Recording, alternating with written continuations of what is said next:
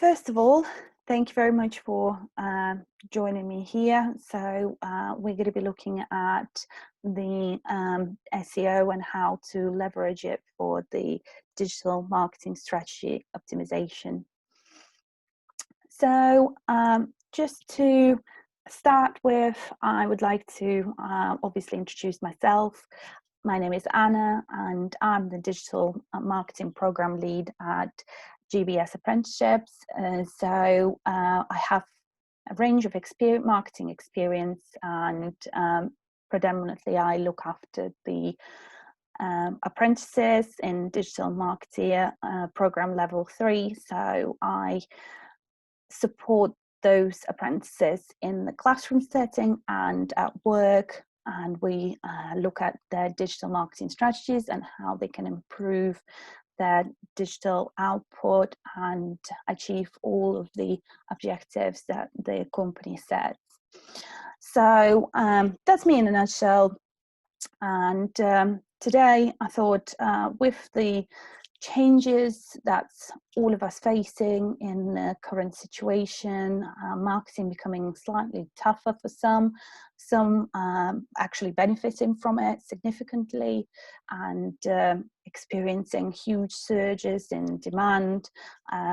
We've got to look at both of those scenarios in a bit, but all in all, I think it's safe to say that current market conditions introduce new challenges to our SEO, and personally I thought with so much happening out there, it'd be very useful to just go through a few different things that might stick and stay after the pandemic is over and after our lockdown is lifted, and genuinely look at the trends overall and see how the time will improve certain things or potentially wash off some of the other elements that we thought we will be using going forward. I'm not doing it all by myself. I've had the support of some of the industry specialists. I've looked at the reports produced by people like Neil Patel and some in leading industry specialists like Moz and Semrush. So it's not just something that I believe. I've collated a lot of the research for you and kind of gathered some of my own personal collected data to put this together. So potentially there's some of you that are starting your journey, so you're looking to find out what SEO is, but also for those that have been doing it for a while, I think it's very safe to remind what the SEO is. And search engine optimization is a process of affecting visibility of your website or website pages in the search engine's natural and paid search results. I want to draw your attention to the search results bit, because it's often that we forget in the rush of keywords and the optimization ratio and everything else, what is the whole purpose of SEO. And I think it's useful to mention that the customer is at its heart, and everything that search engines do is aimed at their own customer journey. They're looking to improve their own product, their own services, and they constantly research the trends and what the audiences potentially are into, how they're searching, what they're doing. And a lot of the changes that come out with Google updates are very user-centric. So this giant doesn't do anything unless it benefits them. So I think the question we want to ask ourselves, is this something that our potential users might benefit from as well? Is this a trend that our potential customers will follow too? So just remember, when you're looking at search engine optimization, you're looking at optimization of that search experience for the customer. And I think that's nicely leads me to the next point. Is SEO important?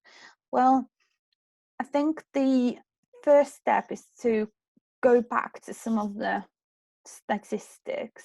Of course, recent years online usage in majority of the countries surged. We now start most of our online experiences with the search engine. We totally rely on Google in our search, and we use internet on a daily basis. There's no question about it. We've become dependent on our digital resources throughout this lockdown, and we utilized a lot of the things available to us online as the new norm in some cases. So if we think about the search experiences, there are certain things that we've now, have established from previous year. We've got, for example, 75% of people out there that won't scroll past the first page of search engine, and 31, well, almost 32% will click on the position number 1. That's a huge percentage of people that will not go past the first page, and therefore SEO is critical. SEO gives you an opportunity to be there in front of those who search for your product or service, or for the information that you might potentially possess. So having SEO as part of your digital marketing strategy should be a norm now. You shouldn't be considering whether SEO is important or not. It should almost be embedded in everything that you do. It has to be a second nature, because that's part of the experience that your users will see once they go past that initial search. Now, it's worthwhile mentioning that Google is a huge dominator in that market.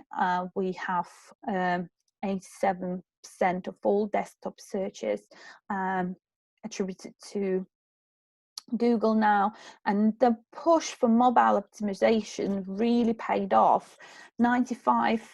Over 95% of mobile searches will happen on Google, so that is significant.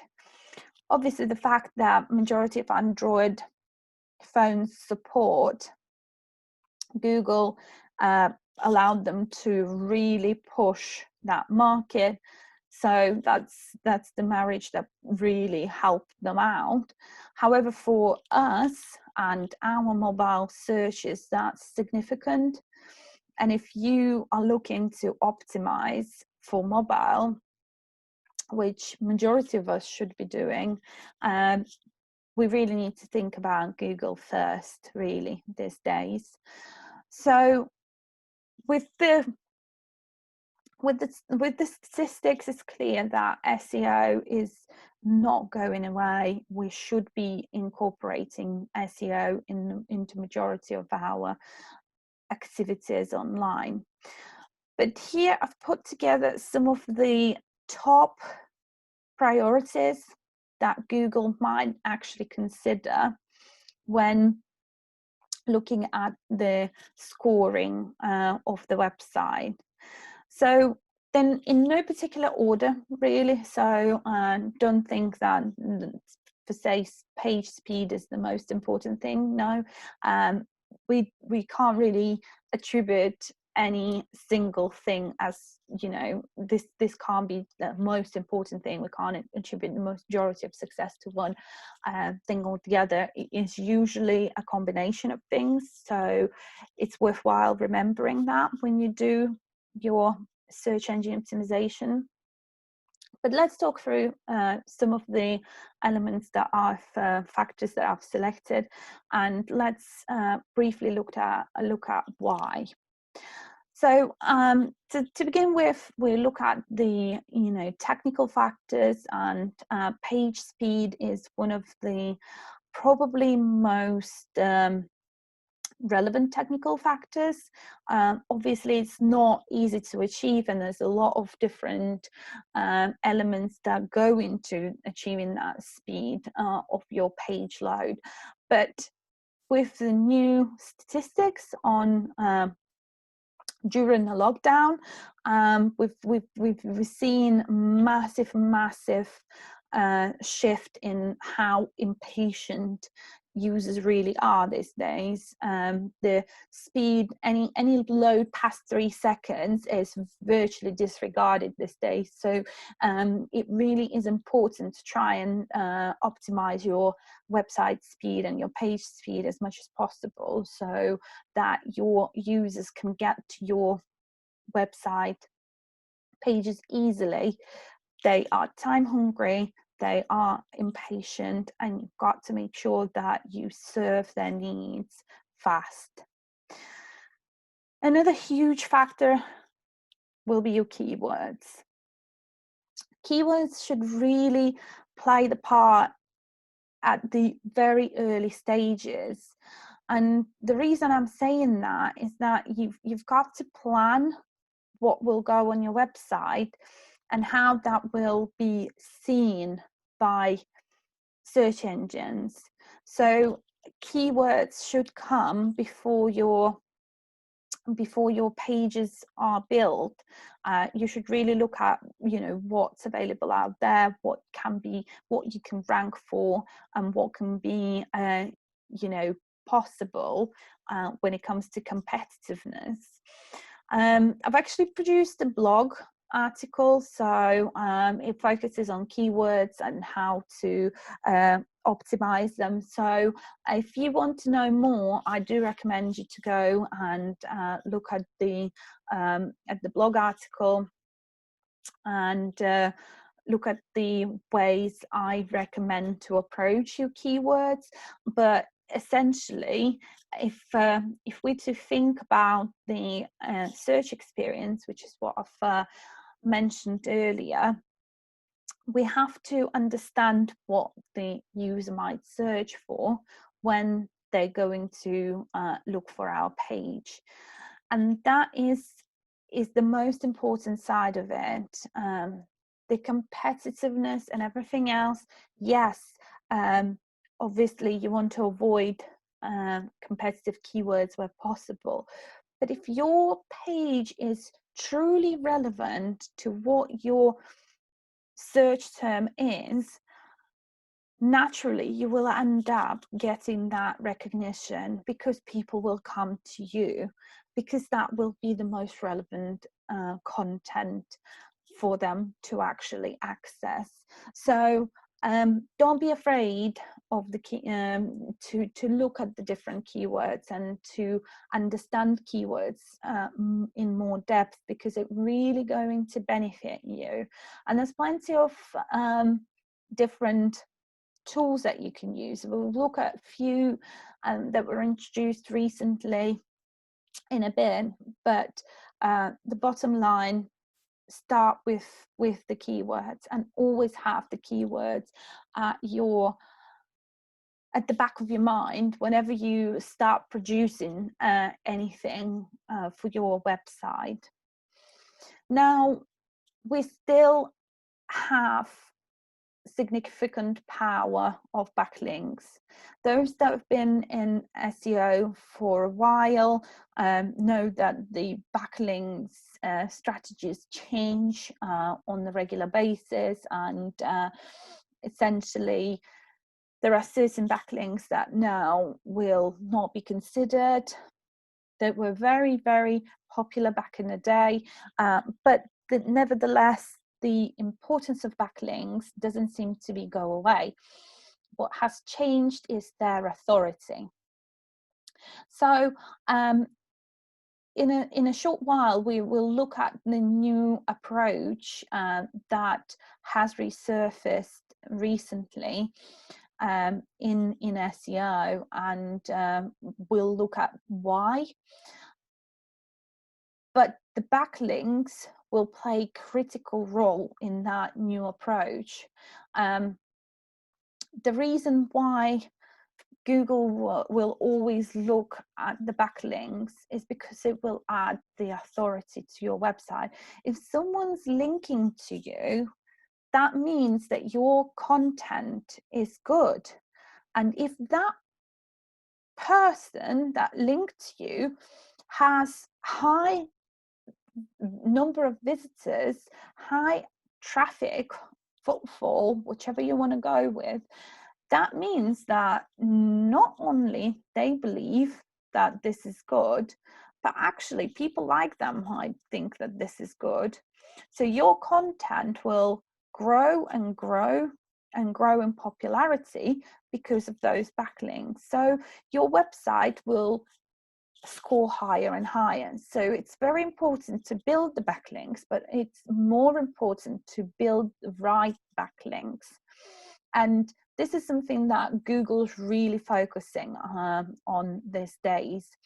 Make sure that the authority of those links is high, because that's when you really truly can benefit from that link. Topical content is it's been around for a while now, but it's becoming more and more incredibly important, because the search engine specialists starting to see that trend. We no longer just search for, you know, a product or a service. We search for everything around that product or service. So the actual journey, customer journey, the funnel itself has changed dramatically in recent years. We no longer see this, you know, funnel drip, and that's coming actually from Google themselves. What they're suggesting is that we now have people entering and exiting at different stages, and they're actually mixing it. So someone might actually watch a how-to video on YouTube where their favorite influencer is actually using a product. Then they might go back into the introduction stage, and they're going to look at what product they use. Then they might go in the reviews by other people on, you know, Google or Trustpilot or anywhere else. Then suddenly from there, they're going to go and search for different providers of this product, because they're going to price compare. And on top of that, they might actually want to go and look at the blog, because they want to find out more information about this particular product and its benefits. So suddenly we have a total mixture of how the funnel is operating. And therefore, don't assume that, you know, you've got that traditional, really, you know, classic approach anymore. Be prepared to meet your potential website users and content users at each of those stages, and have something available to them so that they don't go to your competitor. It's as simple as that. We know that video is becoming huge, and everything is geared towards video marketing. So video marketing has to be SEO optimized now, regardless of what channel you're using, and whether that's YouTube or whether that's your own website. Whatever you choose, you've got to make sure that you look at those SEO optimized elements straight away. How is this going to impact your customer journey? Where is it going to be? What sort of keywords we're going to look at? Exploring through those videos, think about that before you make your video marketing strategy. These things really need to start interlinking to work really well. The power of integrated marketing is truly unstoppable. That's where you really can leverage every single element of marketing when you serve this information to your customer in a joint way. So don't forget, you've got to link them all. Otherwise, if it's just standalone different elements, people might see them and then they'll walk away, and that's going to be the end of it. So you've got to make sure that you capture your audience and you keep them throughout all of your channels, throughout all of your platforms. Be there to meet them and be there with the relevant content that they're looking for.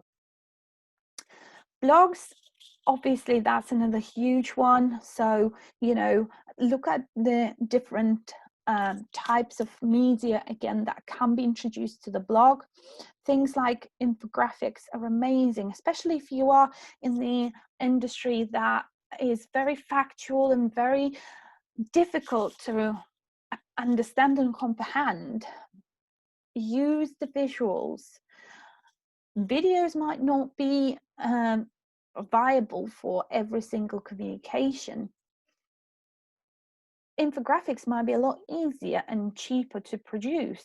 There are plenty of tools out there again that will allow you to deliver it, and some of them are free to use.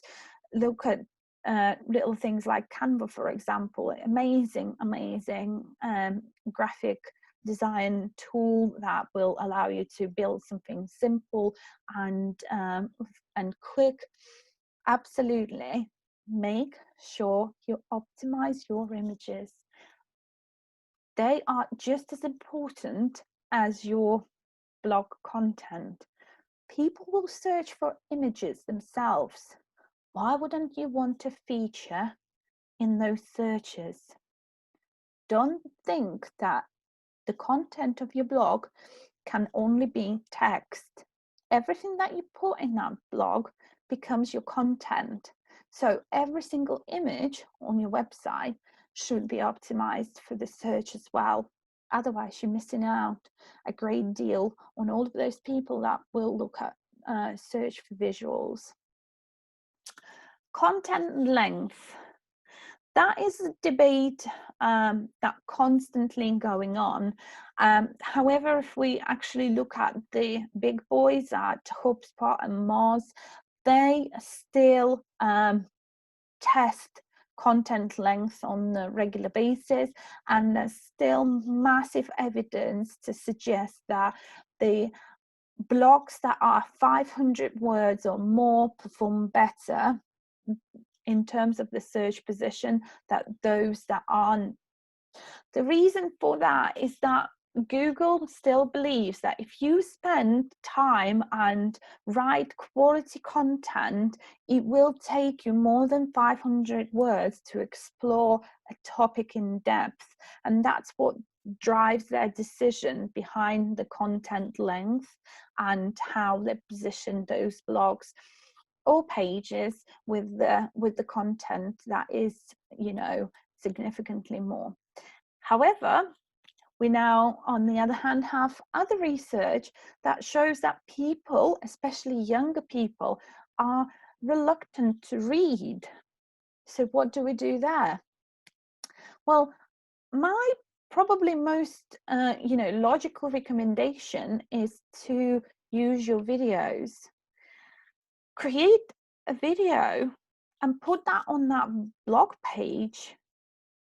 But what you do then is that you put all your article and all the information after your video. So those that want to see that, paper based explanation of the topic, they can read through it and absolutely get themselves involved with whatever you've got to say on the paper.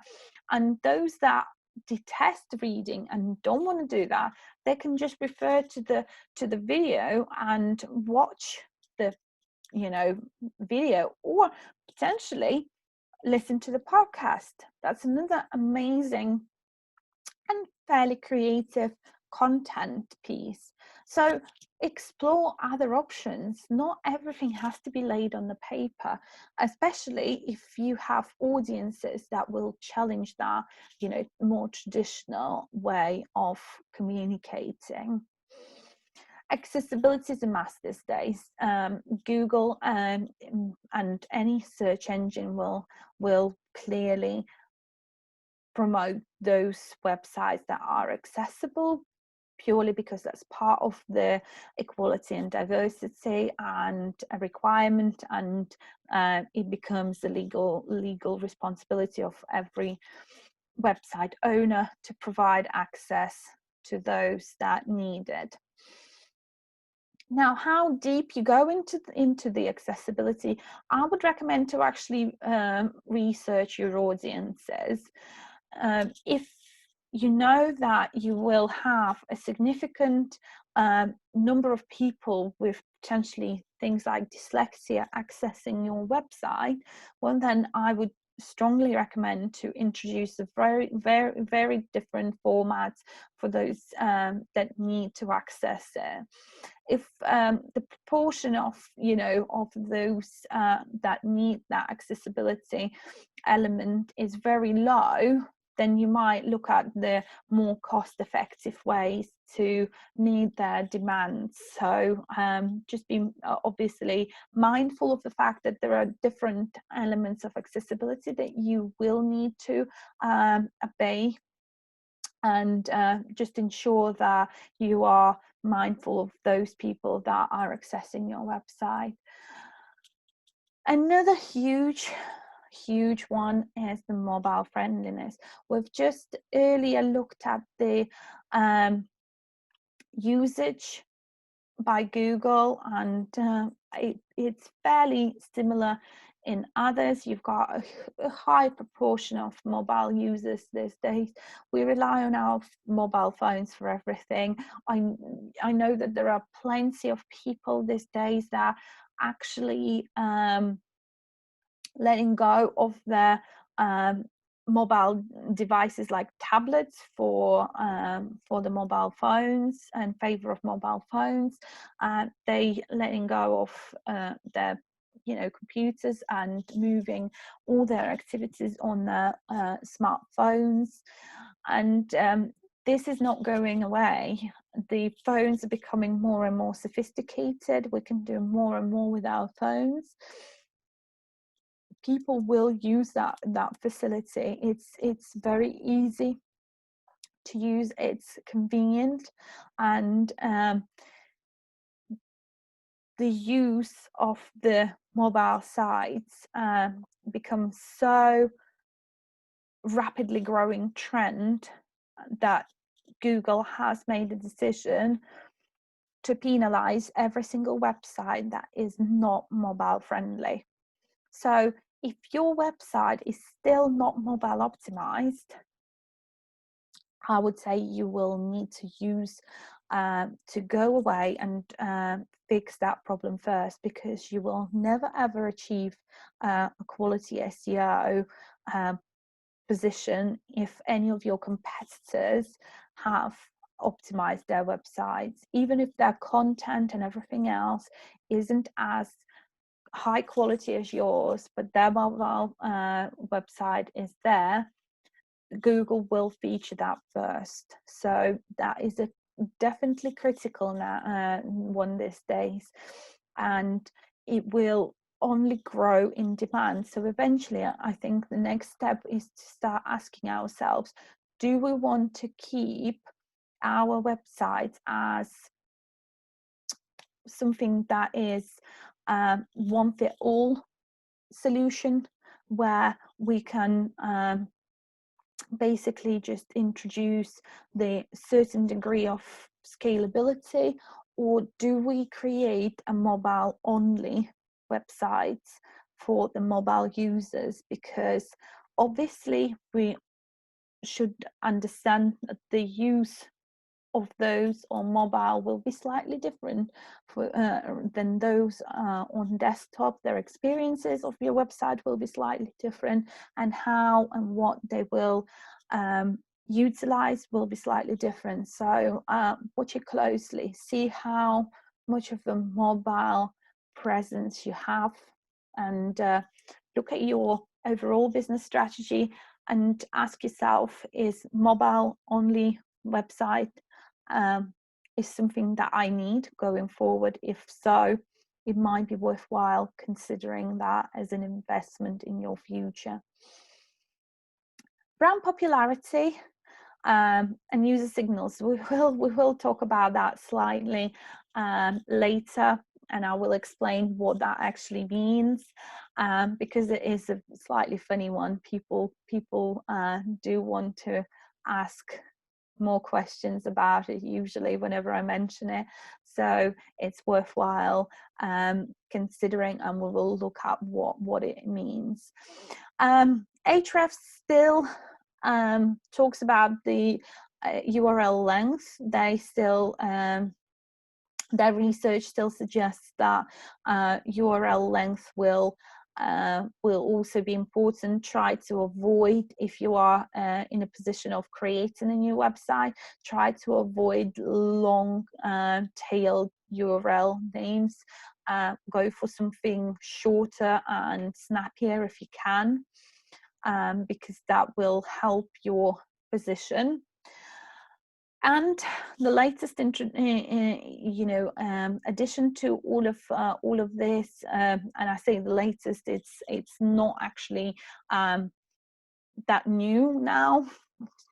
We've already been through the whole GDPR situation a while ago, but since the GDPR introduction, encryption become an important factor.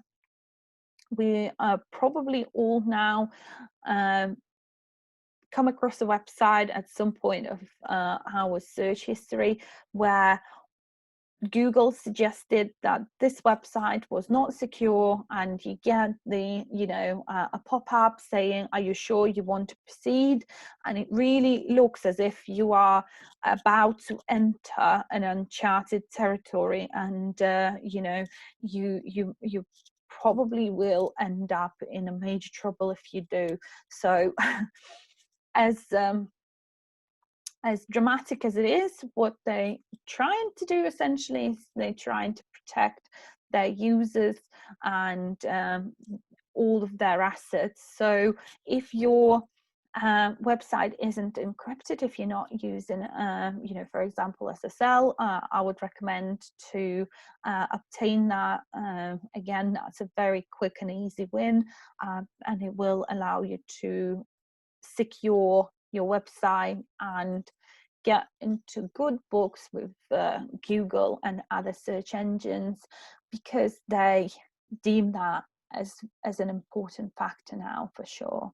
So these are the key factors for me.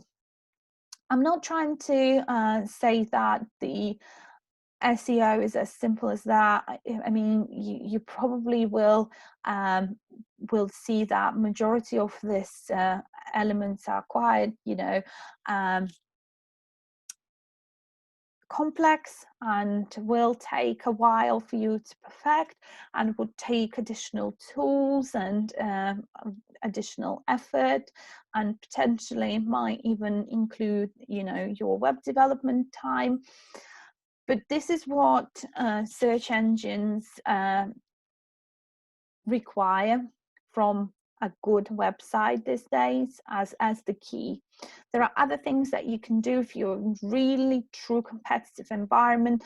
Then there are certain things that you can build on top of these elements and add to it. And the field of SEO can be quite intricate, so there's an awful lot you can do in reality to improve your SEO rankings. And obviously the more competitive environment, the more you need to do in order to score better. So this is the starter kit, if you like, and once you've achieved this, you can then move on to your next step and grow in your SEO. improvement and optimization factors. So I've promised to talk to you about the changes that we've seen in the SEO field, and for those of you that been in this industry for a while, you probably will be familiar with this. We've all been here, and we've seen this perfect formula for SEO content. So you wanted to have quality, you wanted to showcase relevance and context, and if you were able to achieve all of this, your content essentially would be better positioned than the one that didn't. Now, the elements of optimization are still, similar than before. We look at, targeted keywords. We look at the multi-device readiness. We make sure that we on-page optimize, so metadata is inclusive. We need to have available access to the bots. We need to have the user experience polished. We need to build the content and pages for sharing. But something that is becoming more and more increasingly important is the uniquely valuable content. And if before we would look at the key actions as, if you're looking at your on-page SEO, it would be to be specific to the topic, include your subject in the tagline, and make sure that you provide unique content about given subject, and you look at linking it back to your categories and things like homepage, and that would be probably the key to your content. It would be all about the uniqueness and potentially about the context. Now, what I've mentioned slightly earlier is that this is now changing slightly, and there's a new kid on the block, and those that have looked at the recent models might have come across the EAT model. So this has become a thing once Google has announced that they really refocusing what they look for in the quality of your content. So it's no longer just the relevance, because I think they now recognize that we don't just post for the sake of posting anymore. We now produce content that has certain value. So they said, okay, well, you've got potentially 5 blogs about ski holidays, holiday to Alps. Well, which one would we then rank as best? And if all the other factors are quite similar, what they start looking at is the 3 elements: the expertise, the authority, and trust. So that's where your brand value comes in play, and it might potentially slightly damage the smaller fish in the pond. So if you are a smaller business, you might have to work harder, because naturally the big brands with big traffic footfall will be seen as more trusted, high authority websites. So what they will produce will always be seen as more expert led. So you might have to work harder in order to achieve that. But essentially, this is what they're after now. They're saying, okay, well, only because you write something about something, it doesn't give you the position number one. What will give you the position number one is that if you are deemed as an expert and you have the authority to talk about this subject and people trust you. So even though you might not have the huge footfall, there are certain things that you can do in order to support that model. And that's where your social media becomes very important. We know that social media is all about engaging, but what we often forget is that it's also a huge indication of the element of trust. If someone chose to share your content on social media, that would suggest that they believe that that content is good enough for them to pass it on. Whether that's because they thought it was, the area of your expertise, whether they believe that you have the authority in that particular element, or whether they just trust what you have to say, that becomes your saving grace. So regardless of the size, if you can leverage social media effectively, that will have a very positive impact on your SEO. So can you see how we're coming back to that initial subject when we say SEO has to be part of your digital marketing efforts in general? Look, suddenly we discovered that your website building experience should take in account SEO at its heart. We're now talking about social media, something that isn't necessarily directly related to the search engine optimization, but actually has an impact. And remember about that backlink authority that I've talked about? That's where influencer marketing happened to grow so rapidly and so fast, because they have the authority. They are seen as influencers, as experts, as friends, as someone whose opinion matters. So if they share the link to your particular article or page, Google will see that as a very, very high ranking link. So they will use that backlink as more authoritative and more trustworthy than any other link that would come from, say, a directory or a magazine where you potentially will pay for it. So it's very important to understand where would your high authority, trustworthy partners will be and who you want to build the links with.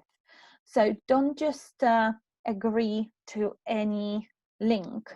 Think, is this link will give me a push, or will I be the push for that link? So always think about those things, and there are tools that you can use to help you with this. So don't think that you've got to work it out for yourself. No, there are different things that you can utilize to support your process of identification of the good quality links. Something that I've mentioned earlier, and I think it's worthwhile noting for this conversation. We talked about the changes post and during the COVID-19, and Google were at the front of it all. They've actually worked on these changes to Google Trends prior the pandemic, and they've actually released the product a lot earlier than they changed the product a lot earlier, 3 months earlier than they originally planned to. But for us, that's great news. And I think for anyone that is looking to understand the keywords, it's critical to be able to access this as part of your research strategy. The difference between Google Trends and Google Keyword Planning Tool is that Google Trend will give you the real-time data. So you should be able to see things that are happening right now. So when you look at the search behaviors and the changes of it, sometimes you can't wait to see what will happen in in a month or two. You need to see it week by week in some cases. So especially if you are in the industry that's very seasonal, that seasonality, it's critical for you to be able to understand the trend.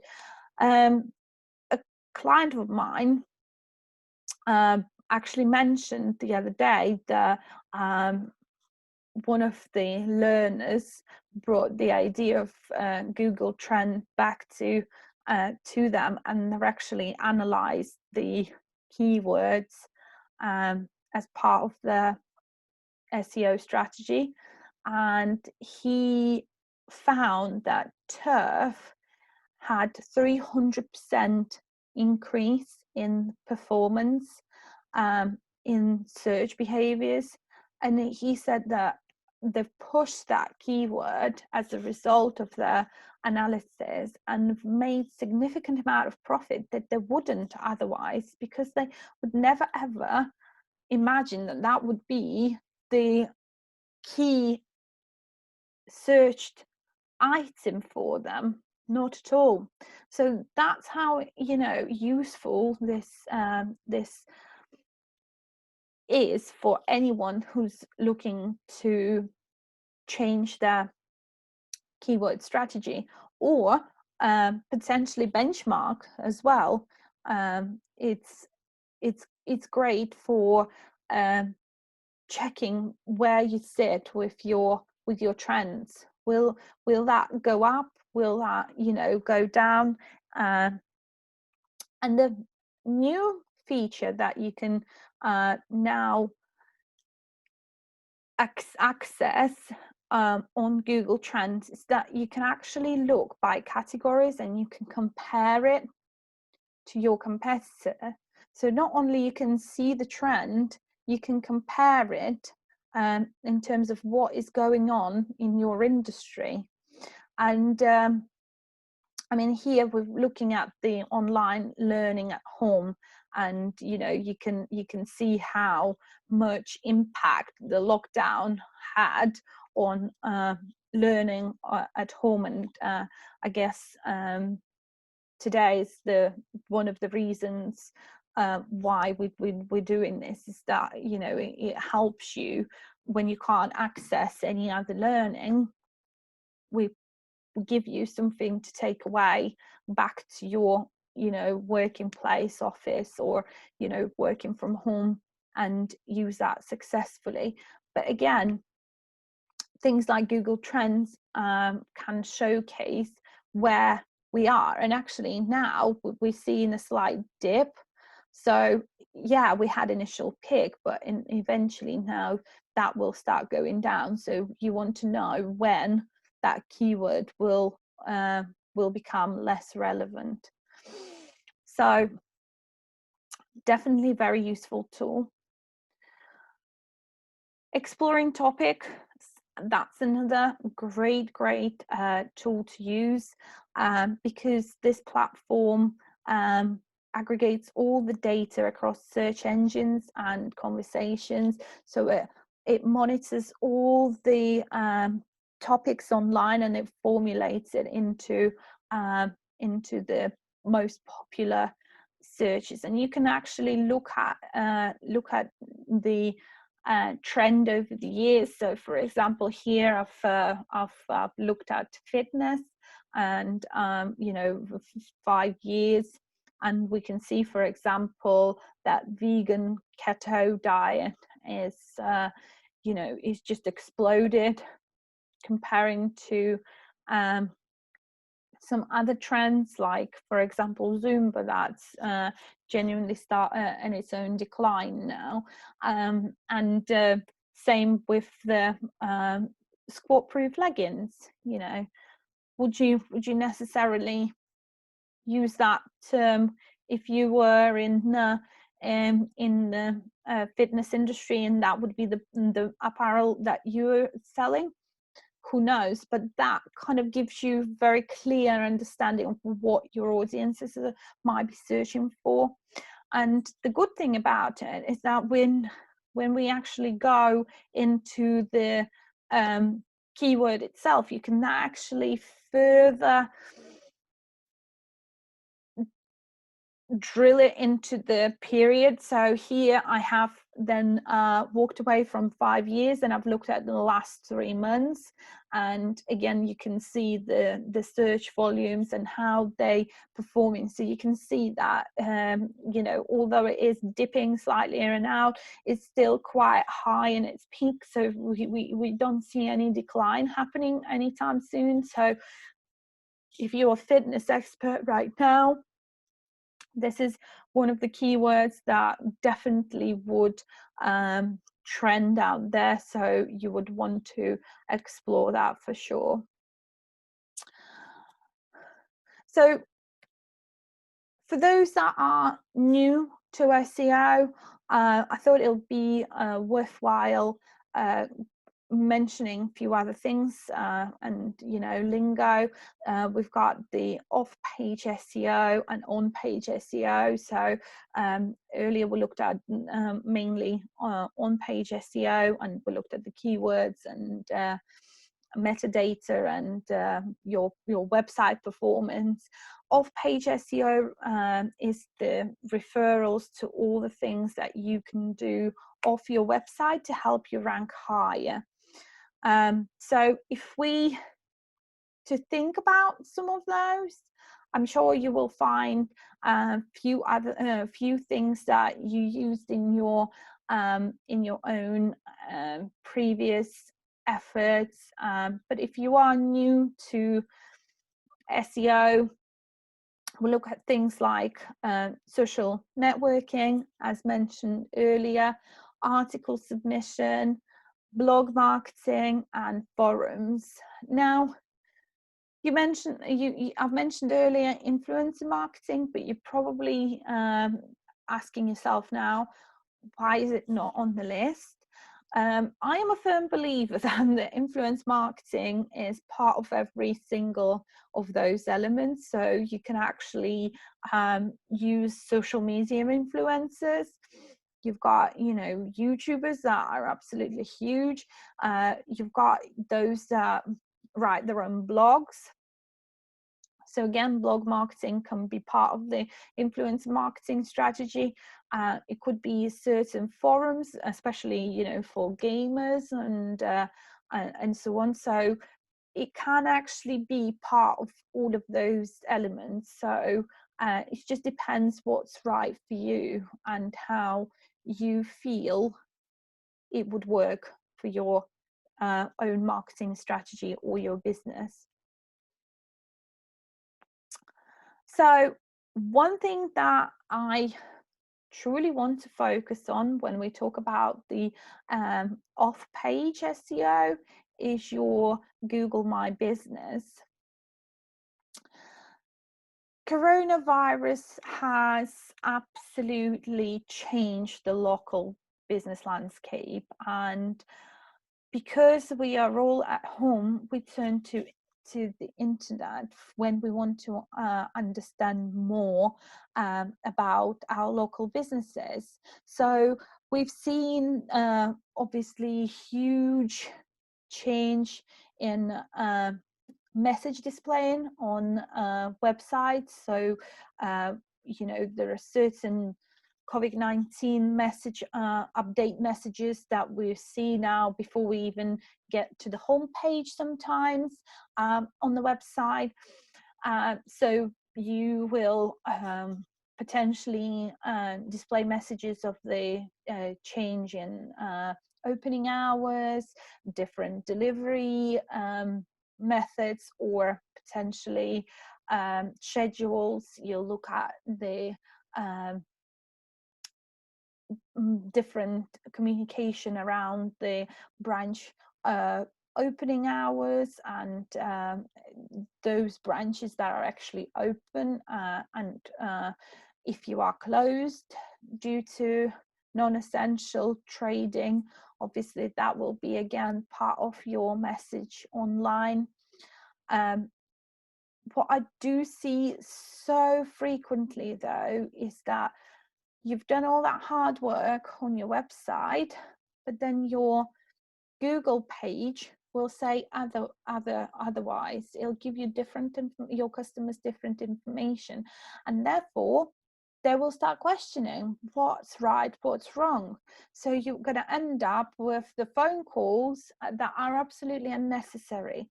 So make sure that you optimize your page, make sure that you are updated, because it will then give your customer better experience. At the same time, we are now potentially coming out of the lockdown, and we see that the schools are reopening, and then we've now seen the messages around the reopen of the non-essential shops, and so on and so on. So we will start hopefully to come back to normal eventually. If you have made those changes on your Google My Business pages, don't forget about them. Don't mislead your customers. Make sure that you change all of those things again to reflect the current norm, whatever it is for you and your business.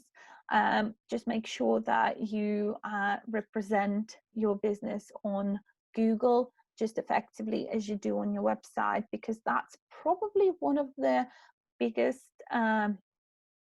external links that you're going to get to your website. And if you are a local business, Google will take that information seriously. And obviously, if people constantly keep,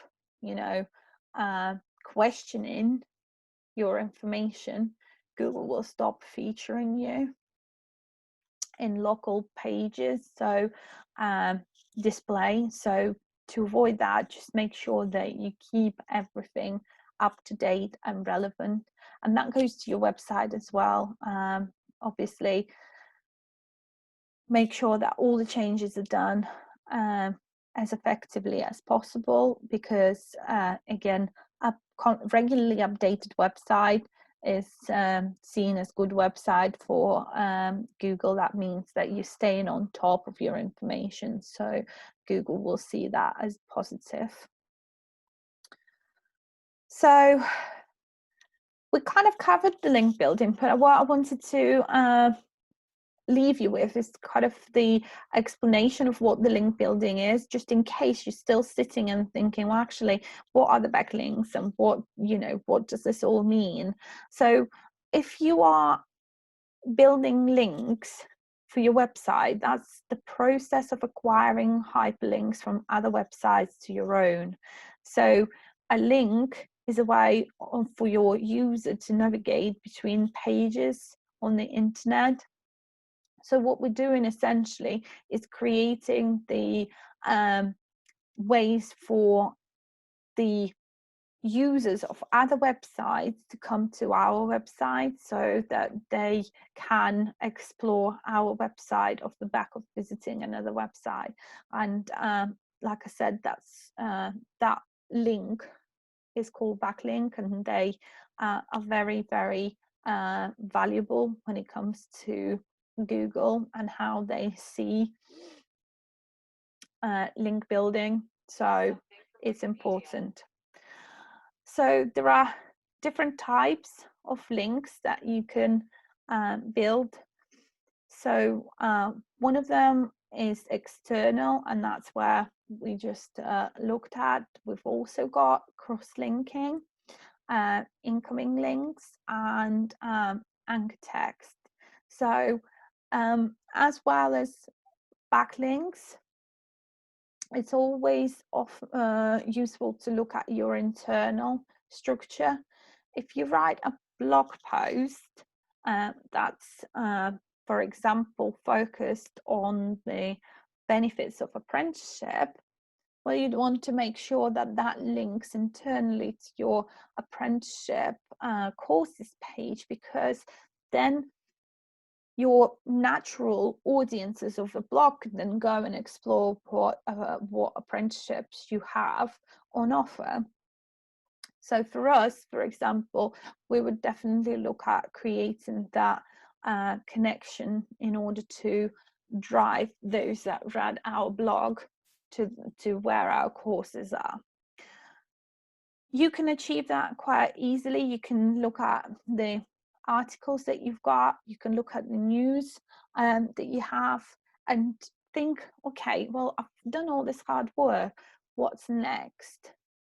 Am I just going to let my audience leave at this point, or am I going to give them next step to progress further through my website and develop further understanding of my brand and my offering?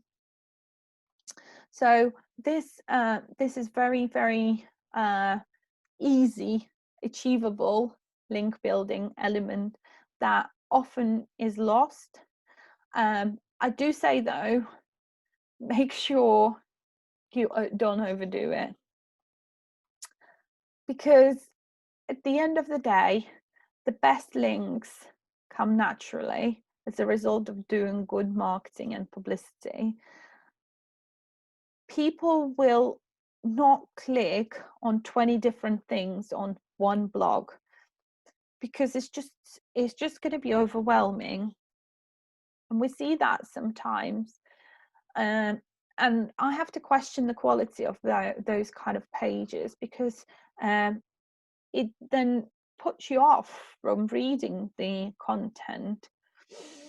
At the same time, if it's natural and you can lead person from one page to another, if you have an e-commerce website and you are selling running shoes, well, why not link that page to also running gloves? You know, if someone's looking for running shoes, they might also be looking for gloves for runners, and that's natural connection. So there's absolutely nothing wrong with connecting those two pages, because you know, those that look at the shoes might also look at other running apparel, so you know, they'll be interested in that. So that's very, very important to remember. Make sure that those links are the ones that are naturally there, because people are not that naive anymore about marketing. They understand what you're trying to achieve, and they'll be happy for you to sell onto them if they see the value in that. But if they have something just shoved at them, they will resent and they will not come back to your website. And that's unfortunately the harsh reality of it. So I did say that we will leave you with a few things to look at, and you know, will help you to try and understand where you go next. So I think if you look at this you know, list of questions, it'll be probably easier for you to understand if you have been affected by the COVID-19, and if this needs to change your if as a result you need to change your SEO. So what I'll do, I'll leave you with this questions, and then you can decide for yourself whether that's something that you know, it's worthwhile for you exploring further. Because really, truly, you are the only one who can answer what's right for your business and where your business is heading. And if SEO is something that has to be part of your strategy, or if it is something that can come more naturally, because the competition isn't as aggressive as in some other areas. So that is that for me. I know we're going to go into questions in a minute, but if you are signing off at this point, obviously I do want to say a massive thank you for joining me at this time, and if you have any questions, you can connect with me on LinkedIn, ask me further questions, share your experiences. We're all in this together, and it's absolutely great to hear from you and potentially see what sort of things worked for you, or what other things that you potentially struggling with. Obviously, SEO is part of the digital marketeer course, so it would be selfish of me not to mention that. If you are looking to improve your digital marketing knowledge and skills altogether, or if you have a team member that is in a position where they will be starting in a digital marketing career, potentially apprenticeship might help them learn all of the essential skills and competencies that they will require to grow in their role. So if you feel that this is something that you might want to discuss, I would suggest you get in touch with Chantel.